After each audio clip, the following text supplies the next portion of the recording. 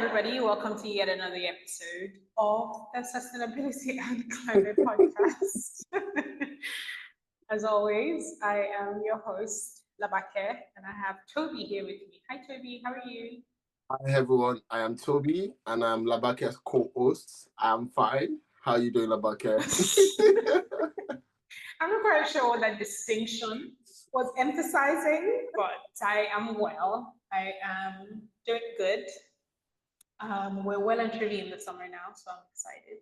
I Yeah. don't know why we still have these emotions towards summer, because it's not like we have a break from school or anything. Like as an adult, summer is still like it's just your everyday.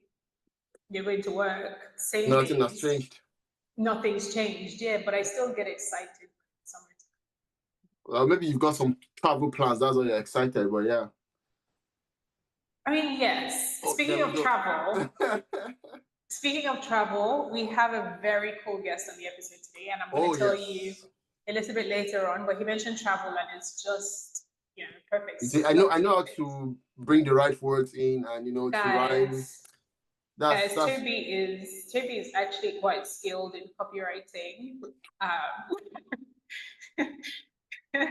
He's actually quite skilled in copywriting, which is pretty cool. But yeah, how are you? How have you been? I'm good. I'm well. I'm fine as always. Doing the Lost Walk, making impacts, and but I'm good. It's been a busy couple of weeks because again, summer is there. A lot of people are going on annual leave, and so you have to make sure that you tackle those who want to leave, not at the right time, and making so at this point, I'm begging people to make sure that they don't they plan their annual leave well, so that because this is also one of the busy period for us at work, and so that everyone does not just leave the office in terms of we've definitely recognized people spending time with their family, but we also want to make sure that there's adequate plans for when this person is not in the office. But it's been good. It's been great. It's a very busy month for us in terms of our strategy months and board meetings and everything. But like I always say, nothing spoil. We're always ready to take on whatever comes our way. Awesome. So yeah. And how about you? How have you been? Talk to me. Talk to us. I have been good. It's been a really crazy couple of months, just like personally. Being busy, lots of moving parts. But I feel like it's kind of settling a little bit now, and I'm looking forward to the summer break, having a little bit of break. Spending time with family. I'm still going to be working, guys, because I still have to be an adult, but have a little bit more family time. And I'm also excited. I feel like there's a lot that's happening professionally towards the end of the year. COP30 is happening in November. We've got the General Assembly in September. So there's kind of a lot of things, kind of conferences and things happening towards the later part of the year. And some of the stuff that I'm working on as well, kind of trailing into that part of the year. So it feels like things are picking up, around that with work as well, which is also kind of fun and exciting to be working on. But other than that, I am good. All right, that's good to know. And without wasting time, you see, if you guys notice, we don't like to beat around the bush too much. We just want to go straight into the episode. And today, our news reporter, in terms of trending news, is Labake. Labake, ethos. What's going on? You cracked that joke, but I feel like maybe I want to try my hand in broadcasting. Anyway. So if there are any cool opportunities, do feel free to reach out to me. You never know. You never know. But I only found one. Let's not put it like that. But there's just one thing I wanted to spotlight in today's episode. There's a lot happening in the news. There's a lot happening globally. But there's just one thing I kind of wanted to touch on, and it's around kind of wildfires and the effect of wildfire or the impact of wildfire on Arctic ice. Which I found to be very interesting. So apparently, the intense heat generated from wildfires sends soot, which is black carbon, into the atmosphere. And then it travels long distances and settles on ice and snow, kind of making it melt faster. So with the with the wildfires happening in the US, Canada, in all of those places, the smoke, Bloomberg is reporting now, is increasing the dangers of rapid frosting or melting of glaciers and ice sheets in the Arctic, which is so interesting about, you know, the intersection and the connectivity within these different like weather events, extreme weather events, and how connected the earth is, if you will. Like, you don't think about how a wildfire in California would affect glaciers in the Arctic, right? Yeah. But there's a very real connection that you know is coming from that, and the impact of, you know, the glaciers melting has been documented for ages, and how that affects the ecosystem. And I also recently saw there was a wildfire in Greece as well, which, so this is not just like an America's kind of problem. It's very much because drought, right? There's, you know, less rainfall, droughts, soil is a lot drier, the trees are, you know, more prone to catching fire, stuff like that. So it's a really interesting piece of news that I found, and I definitely want to research a little bit more to learn a little bit more about, but it's something I wanted to touch on in today's episode, just because I found it so interesting, connection of these two extreme weather events, and how, you know, the conversations around climate change are not just, this is why we keep saying throughout the podcast, even with the guests, right? It affects everybody in every corner of the world, in every kind of industry, every sphere of life, because they're all so connected. Like, droughts are leading to wildfires, and wildfires are leading to like glaciers melting, and that has its own impact on the ecosystem. So I thought that was really interesting. I definitely need to read a little bit more about it and do some more research, but black carbon is melting the ice. Wow. Well, that's sad to know. And I think this just reiterates that when it comes to these conversations in terms of protecting the environment, a lot still needs to be done, and it is our duty and responsibility to play our parts in protecting, because you don't need to wait for it to get to your country or for it to get to your city before you take action. So I think everything that we do every day has an effect in terms of our environment, and so we have to be very careful and mindful of how we use the word actions that will spoil our environment. Yes. So I think it's good for us to keep taking action, keep playing our part, keep raising these issues like we always do, so that people are informed. And like Labake mentioned, we are very careful in terms of the kind of guests that we bring on the podcast, so that they enlighten us, they let us know what needs to be done and what they're doing, so that we as citizens or as listeners can also join them in their efforts. And so yeah. Speaking of guests that we bring on the podcast, do you want to tell us a little bit? Oh yes, about who we have on? I am excited to be the one to introduce our guest today, because I've always been giving Labake the liberty and the, what's that English? The liberty and the authority and the power to introduce our guest. But today I'm taking the power back to introduce our guest. But seriously, Toby is fangirling hard. You know, it's one of my favorite complaints. But yeah, so our guest today is none other than the Vice President of Corporate Development and Sustainability, as well as the Chief of Staff of Virgin Atlantic. Ladies and gentlemen, we are so honored and so excited to have on the podcast Holly Boyd-Boland, or like I mentioned, the Vice President, Corporate Development and Sustainability, as well as the Chief of Staff at Virgin.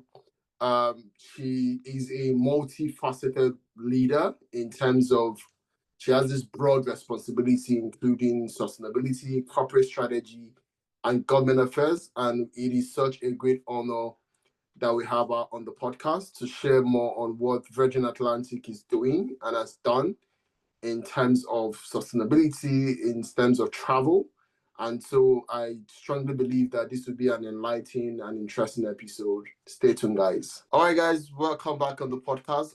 As we mentioned, we have an amazing guest on the podcast. And before I dive straight into the question, I would like for Holly to introduce herself to our listeners. So good afternoon. Thank you ever so much for having me on the podcast. So my name is Holly Boyd-Boland and I'm the VP of Corporate Development and Chief of Staff for Virgin Atlantic, which means I have in the portfolio kind of all the action and planning that we have around the sustainability agenda for the airline. Awesome. Thank you so much for coming on our podcast. So my first question, Holly, Virgin Atlantic has set a goal to achieve a net zero carbon emission by 2050.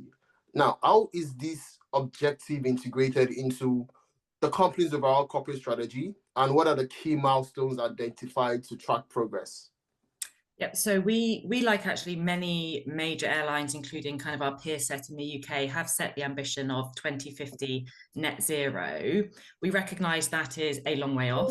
We recognise, particularly for our sector, given that we are hard to abate, there are a number of variables between now and 2050 in terms of how we achieve some of those goals. Yeah. So at the same time as setting that long-term objective, we also set a number of interim targets on our pathway.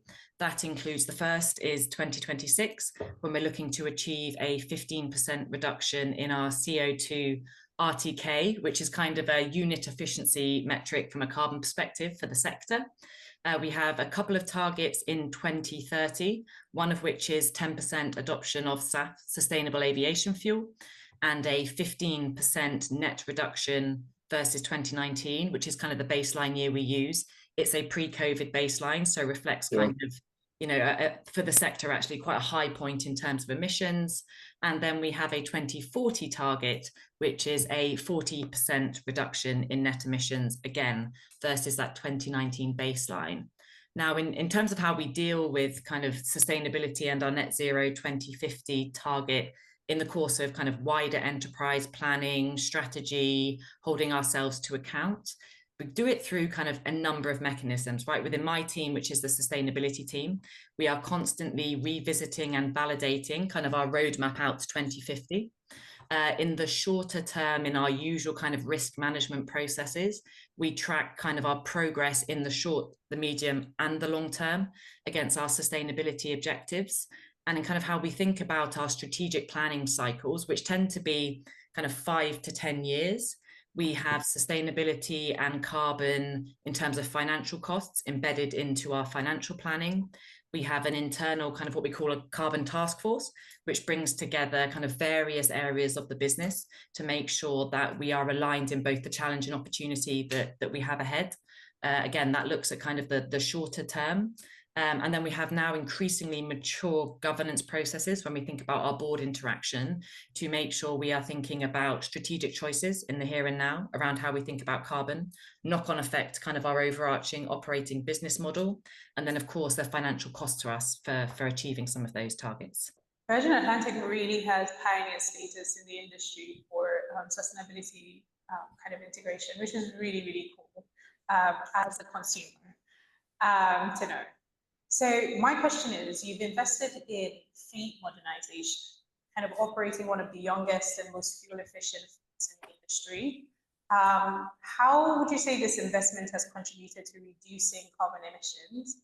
And what are some other plans that you already have in place to enhance the sustainability of your fleet?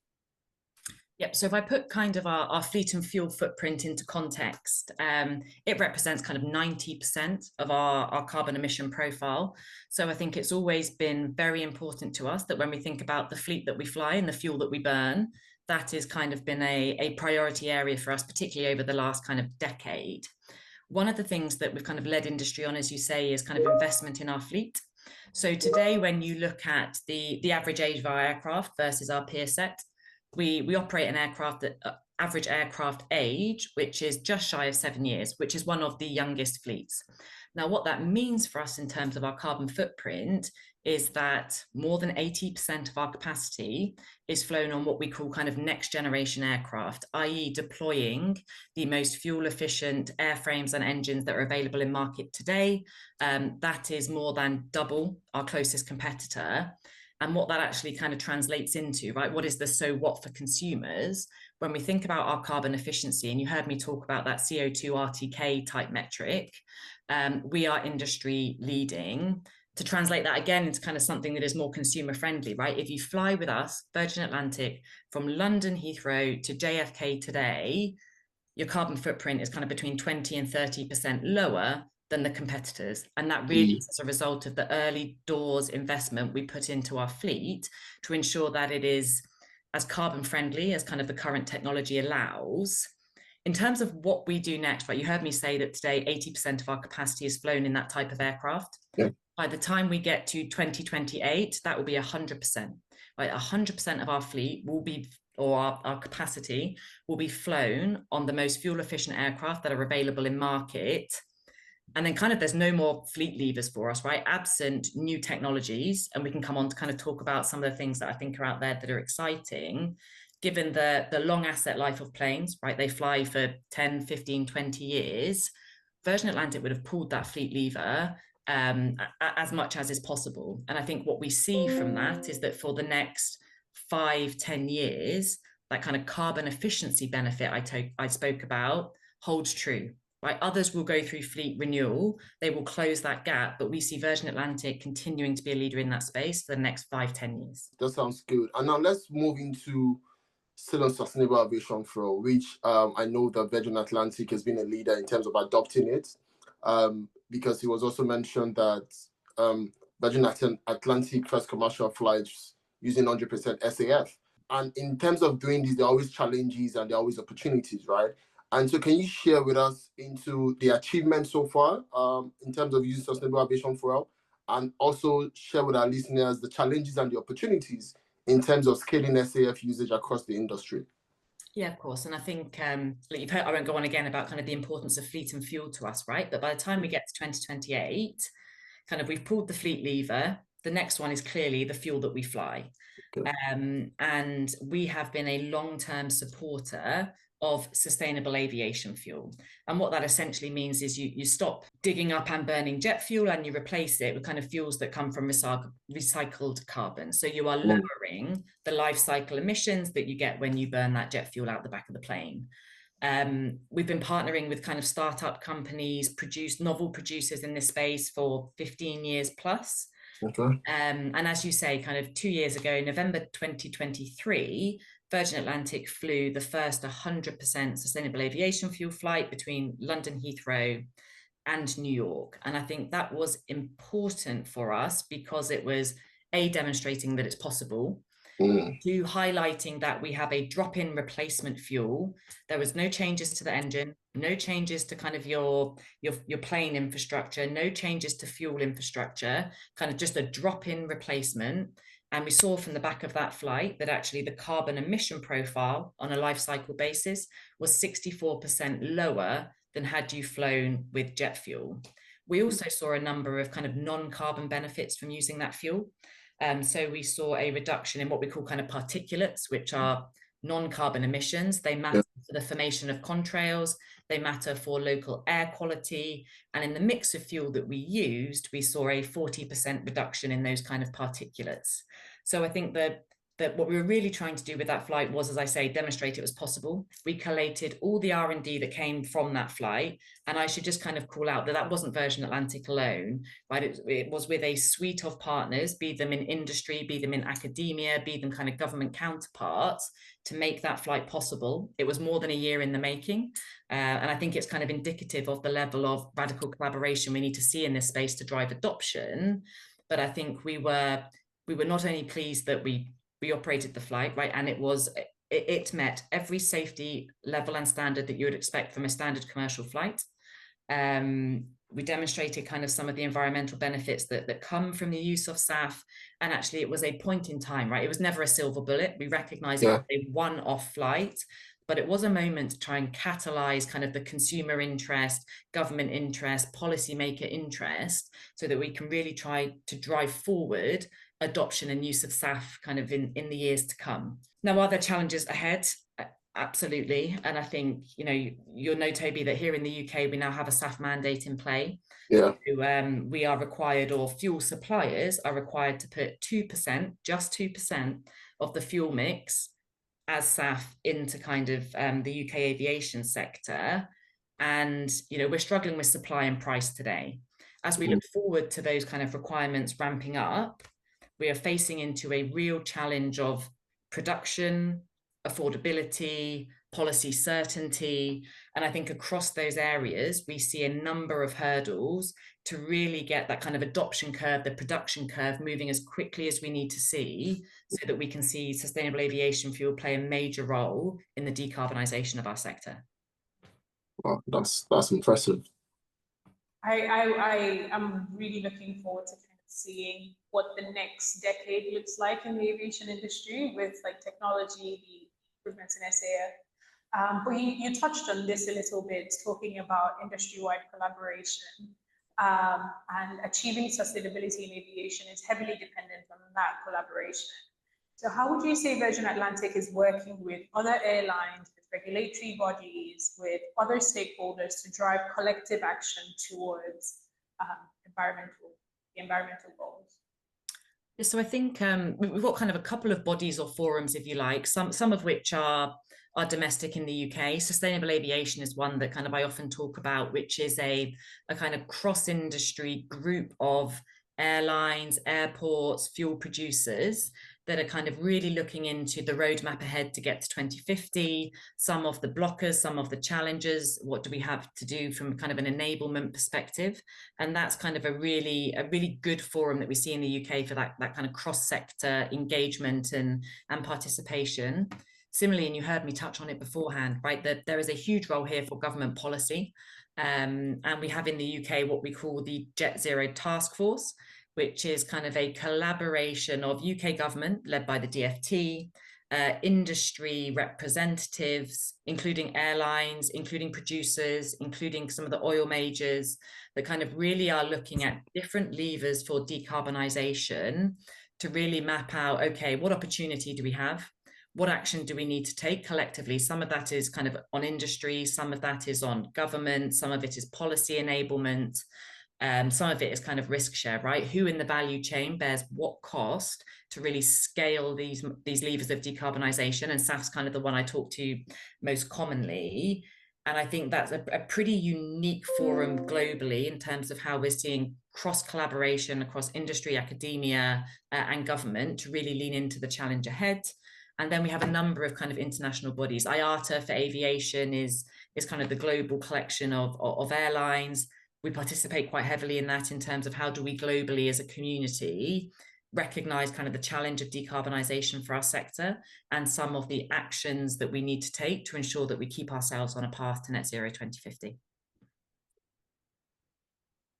Awesome. So now let's talk about customers, because customers have a role to play in terms of sustainability and the objective of Virgin Atlantic, right? And how is Virgin Atlantic enhancing the customer experience to align with your sustainability objectives, such as reducing onboard waste and also promoting eco-friendly practices among passengers? Because you can be coming up with ideas, strategies, and if the customers are not aligned with it, I think it's a partnership thing, right? So I would like to hear your opinion on that. Yeah, and this one's particularly interesting, right? Particularly for us as Virgin Atlantic, because I think, in our DNA is a very customer-centric approach to the service we kind of offer, and kind of the value for money that we see ourselves kind of offering to passengers in the market. So we are always looking to be innovative, right? We are looking to be a disruptor. I think sustainability is one of those core areas where kind of is in our DNA to push the boundaries, to be a voice of kind of progress, if you like. And we try to do that in a way that ensures we are aligned with our customers almost from two angles, right? What are our customer expectations today and how do we meet them? But also kind of how do we drive a change in attitude and approach for our customers so that we are actually, as an industry, moving forward towards an end goal that is a much lower carbon intensive operation. And there's if I'm honest about it, there's a few challenges in there, right? And if we think about the carbon side of it, we buy SAF today where we can at a premium to jet fuel. We have corporate customer programs so that those who fly with us kind of on a corporate account or our cargo customers can share in that premium to help drive adoption. So we engage with kind of our, if you like, our B2B customers in that way. What I think is more interesting for me, or just as interesting for me, is kind of the B2C relationship, right? To our consumers who choose to fly Virgin Atlantic, how do we offer to them the right experience? How do we partner with them to make sure that our environmental footprint, carbon or non-carbon, is kind of always at the fore, always kind of pushing what we can do? And I think the onboard experience plays a huge role in that. Now, if I was being a purist about it, kind of from an impact perspective, as I said earlier, kind of 90% of our footprint is fleet and fuel. Yeah. And that kind of 10%, right? That's where we really want to continue driving differentiation, progress, leadership. And we do that through a number of ways, right? We took off 90% of single-use plastics a couple of years ago. We participate in a number of waste trials with IATA out of Heathrow to see what can we do to reduce the level of waste. And in aviation, there are really quite tight regulations around anything that comes off board straight into incineration, right? So there's a real opportunity there for us to think about our waste footprint. We have on board, which is kind of one of these areas where we talk about elevating the customer experience, but doing it with kind of a sustainability mindset, what we call pre-order, pre-select. So out of the UK to routes to the US, to the Caribbean, to India, in our upper and premium cabins, we offer our customers the chance to pre-order and pre-select what food they want to eat on board. Now that gives kind of that puts more choice in the hands of the consumer, the customer, the traveling passenger. It allows us also to mitigate kind of not just the waste we have on board, but overall weight, which helps us bring down carbon, right? So it's these things that we're trying to do more and more of.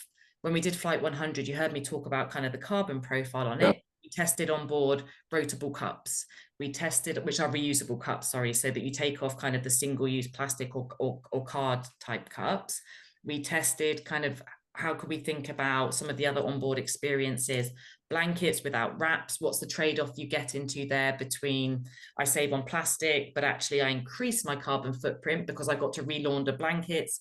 So it's kind of using some of those opportunities just to test the small things that matter in terms of what the customer sees and touches to make sure that we are making the right trade-offs where there are trade-offs and pushing forward kind of a mindset that is, what does a customer want to see, feel, experience on board, and how do we meet them where they are in terms of, you know, it's got to be high on experience, but as low as possible on footprint.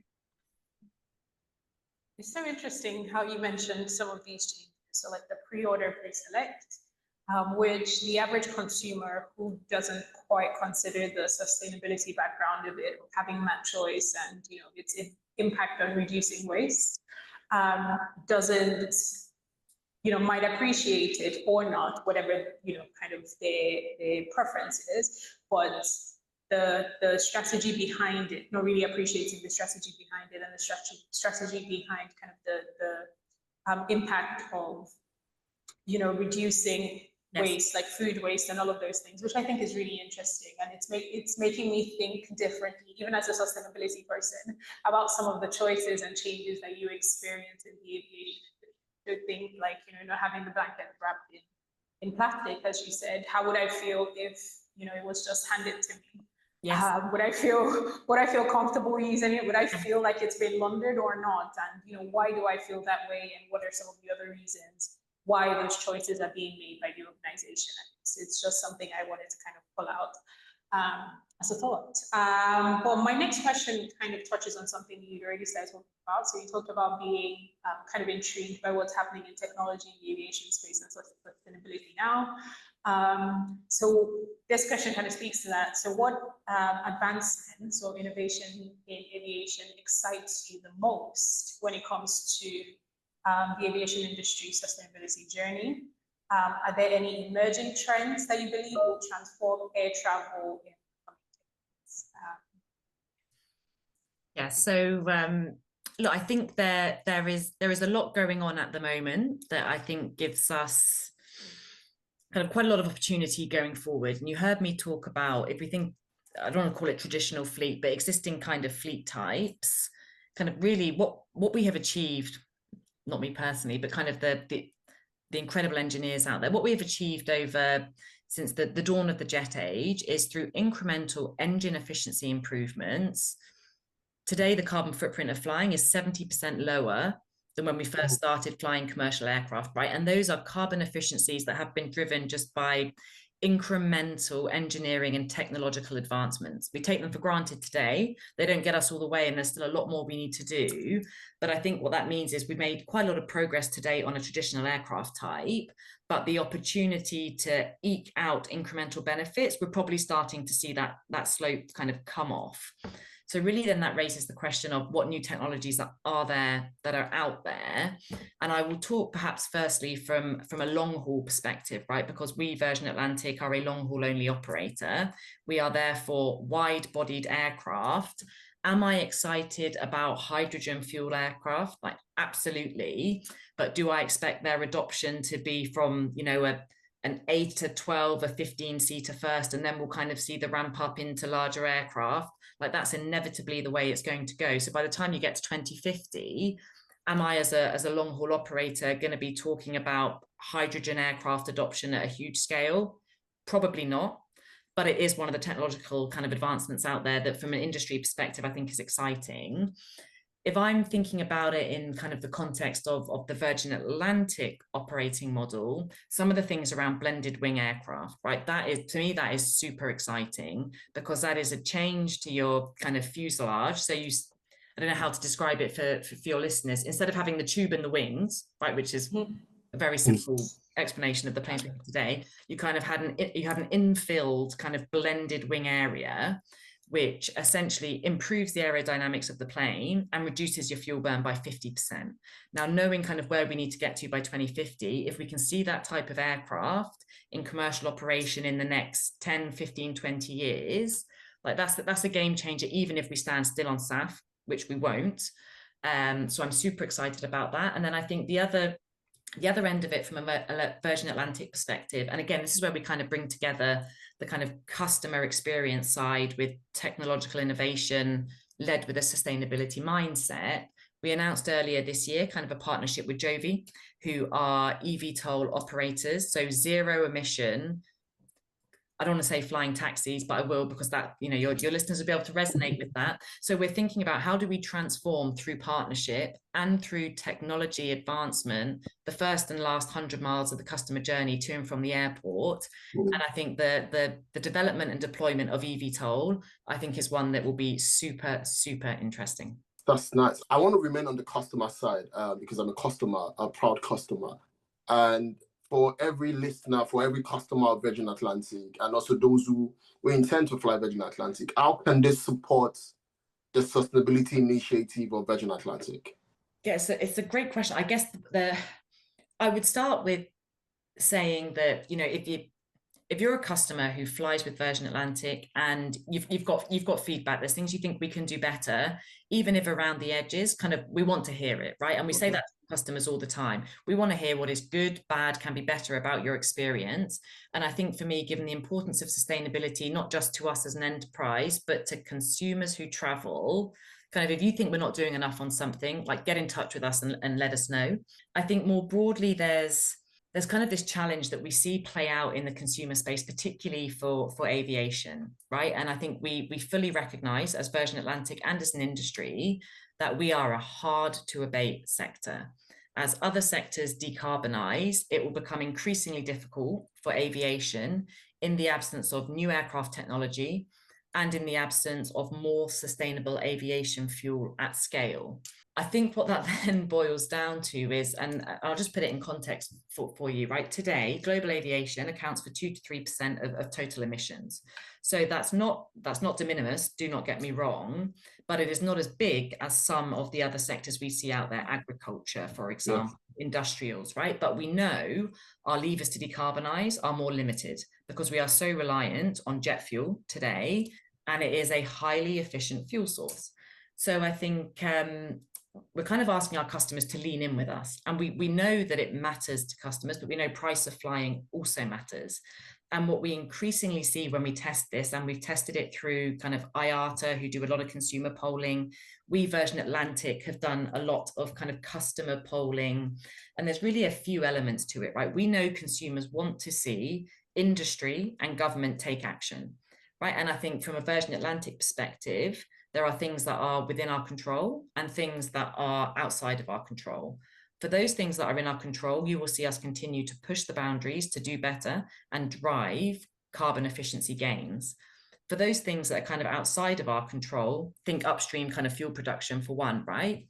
You will see us continue to push the market, to push the policymakers to actually have frameworks in place that support us in flying with more sustainable aviation fuel. What it will come down to, though, is we think about kind of this ramp up phase, right? And if we think between now and 2030, in the UK, we are subject to a SAF mandate, and we will take that volume of fuel. The reality of it is we are paying a higher price in market, right? The cost to us is going up.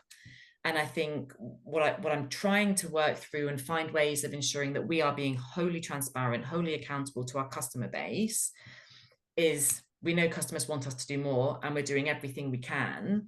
And, 70% of customers say when we are choosing to book a holiday, the sustainability impact of that matters to me, but willingness to pay kind of is nowhere near that, right? Even if it's an opt-in, I want to offset, we don't see consumers today kind of having that willingness to pay for some of the outputs and choices they want to see. Now that's on us, right? That's on us to demonstrate to our customers that we are doing as much as we can and driving that conversation forward. But there is a question on kind of what do customers reasonably think we can close a gap on? And we know it matters to them, we know it matters to us, but how do we think about closing that kind of say-do gap on the, it matters to me and I'm willing to pay, but when it comes to it, I'm not really. Mm. Very interesting question. Any of our audience members want to chime in on what that looks like? But you mentioned something in your response, which I thought was really interesting. And I actually noted down here how much of your efforts as Virgin Atlantic, being an operator that doesn't engineer the planes and the fuels itself, how much of that is dependent on, the innovation that happens in those industries, which I think is really interesting. And how much of I don't really know how good of an answer you would have to that, but like, how challenging is that to your sustainability strategy as Virgin Atlantic when there's so much that's out of your control as an operator that works, yeah. Yes, and look, I think we recognise it is a challenge. For those things that are kind of within our control, right? If I come back to fleet, we have moved early. We have invested heavily, and by the time we get to 2028, we almost couldn't have a better fleet profile because we'll be at 100% next generation. For me, then the next piece is, okay, it's got to be about sustainable aviation fuel, right? If we're talking about what we call in-sector reductions versus out-of-sector offsetting, we really want to see sustainable aviation fuel scaled at pace so that we can fly more and more of it. And I think there, the role you'll see Virgin Atlantic play is looking to partner with producers so that we can sign up to offtakes to take future volume. We will be looking to oil majors to kind of say, do more, right? Invest more, do more. This isn't one for you to be sitting out of. This is one where you should be leaning in. Yeah. And we will continue to kind of really push a progressive narrative in terms of what our policy frameworks look like in the UK. And I think, the UK, to be fair, has a pretty sophisticated approach here. We have a SAF mandate. It is ambitious in terms of scale up of volume, given where the market is today. It's ambitious in terms of the sustainability criteria it wants to see in the fuel mix, and rightly so. And we are seeing the government now introduce what we call kind of a revenue certainty mechanism, which is intended to catalyse greater investment such that we can get some of the plants we need to see under construction and production really going in the UK. And I think that's a hugely positive step from where we were 5 years ago. Has it been as fast as we would like as Virgin Atlantic and as an aviation sector? Like, absolutely not. Do we want to go as fast as we can here? Absolutely. And will you kind of continue to hear us be an agitating voice for that? you will, because I think we believe it's the right thing to do. So really playing an advocacy role Yes. in this as well. Awesome. So as we wrap up, for other airlines and businesses who are trying to enhance their sustainability efforts, what key actions or strategies would you recommend based on Virgin Atlantic's experiences and achievements? So there's probably a few areas to this one for me. I think one is test and learn, and that's kind of easy for me to say as Virgin Atlantic, right? Because that's what we love to do. So it helps when across the enterprise there is a real willingness to say yes, right? It's not kind of it feels too tricky. It's kind of a yes, it feels tricky and we might fail, but that's not a reason not to do it, right? So I think having that kind of test and learn mindset is one that allows you to kind of lean in, have a go, and get things wrong. So I think that's hugely important. I think the other one for me is transparency and accountability, right? And every time we think about internally, you know, how do we set our next goal, our next target? There's always a very conscious conversation about, we want stretch, but we also want feasibility. And I think kind of getting that balance right between, we want to be pushing ourselves. We're not going to set a target that, you know, we could have achieved last year if we just tried, but we chose not to, right? Every target we set ourselves is one that has stretch in. And I think that helps kind of drive the ambition behind where we are. I think it's also, and this one's, again, it's an easy one for me to say because I work at Virgin Atlantic, and kind of that challenger DNA mindset is a real enabler here. But I think enterprise kind of buy-in is hugely important. And I think, you know, if it's not just my team going out to different areas of the business and saying, right, we've got a sustainability agenda and we need to achieve X, Y, Z. It's the pull that we get from the business too. You know, we are thinking about our holidays proposition. We want to think about how do we mitigate the environmental footprint that we have? How do we upweight kind of our local social impact opportunity? Can you guys help me, you know, think through some of the choices we've got here? And I think that push-pull within the enterprise is something that's really hard to replicate and achieve. But once you get there, kind of really allows a playback cycle and an adoption cycle that once you get going, just builds momentum more and more across the business. And having kind of a license to go out there and test internally and externally, right? What's the realm of achievable here? And let's really go for it. I think that's a mindset that for Virgin Atlantic, you know, has really driven some of the first mover advantage and adoption positions that we've had. Incredible. So to reiterate, test and learn, accountability and transparency, and enterprise buy-in. Awesome. Yeah. Wow, thank you so much. I think for me, one thing this episode has taught me is that sustainability is not about grounding ambition. It's about giving it wings to fly. And this is not me being biased because I'm a Virgin customer, but I think Virgin has never been in the business of doing things the usual way.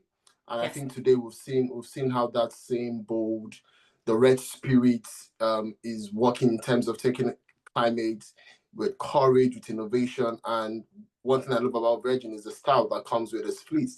And when it comes to cleaner fuel or cleaner thinking, I think what Holly has done today is to remind us, as host of the podcast and also to our listeners, that flying responsibly is not just a challenge, it's a calling. And it's a calling that we all must answer, whether you're in the cockpit, whether you're in the boardroom, or to some of us who are solid ground deciding on the kind of world that we want to live in. And I just want to encourage everyone that this is the time for us to take action. We can't just afford to just chill and say, oh, it's not my responsibility. I think it's also a time for us to fasten our seatbelt, like they always tell us on the plane, right? And take off, for us to take off towards a future where I think doing the right thing is no longer radical. I think it's just I'll call it the wrong way standard. And I want to say thank you so much, Holly, for coming to share what Virgin is doing and has done. And I would just say to our listeners, until next time, keep it green, keep it grounded in purpose. And remember that real change takes place when brave people like myself, I don't know about Labake, refuse to stay grounded. And on that, I want to say thank you so much, Ali. We look forward to reading more about the amazing thing that Virgin does, and also keep to do. I don't know if there's any closing statement from Labake, because I always like to close, but let me just give her the space. If she We has can any... tell. We can tell. Thank you so much for coming on the podcast, Holly. It was very enlightening. Yeah. Yeah, thank you so much. Pleasure. Thank you for having me.